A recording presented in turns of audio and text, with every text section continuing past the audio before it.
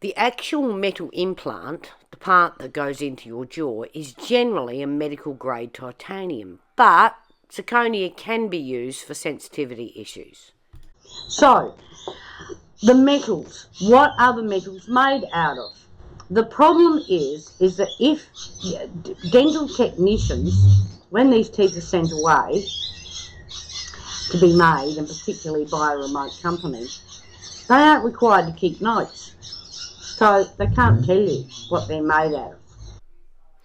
The metals used to actually construct and reinforce the foundation of the bridge that holds your teeth can be a combination, a proprietary brand of a specific manufacturer, which may include aluminium or nickel, titanium alloy, cobalt chromium, or stainless steel.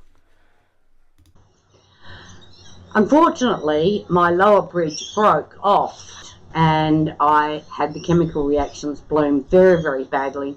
I spent the day going to chemists, trying to pack it with chewing gum, trying to find some sort of a glue, but to no avail. The glues and acrylics are quite specific to each other, and an ordinary dental glue just doesn't work. So it's all about trial and error.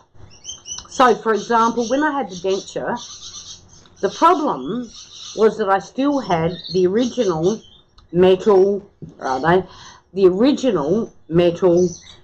lower bridges in that had been shaved and adjusted to size, and of course that bit that had been broken off, the professor, quarantined it, tried to quarantine the metal for me. This one, you can see the whole solid structure of it was metal, just covered by an acrylic. Because they were 7 millimeters right outside of my mouth, to find the shape, the acrylic was shaved off, but the reactions became even worse.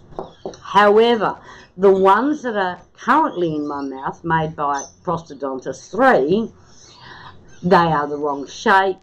They have collapsed my face. They're very, very hard to talk and eat with. I don't have any back teeth. The shape is really bad. But what he did do is he anodized the metal, coated the metal. So the next step would be, when I have these new teeth rebuilt by current prosthodontist, I try and source materials that are going to be non-reactive, to find perhaps a metal that's non-reactive. But of course the issue is that to get the strength, you need some sort of metal framework. Otherwise, they will just do as these did. They will break all the time. You need something really strong.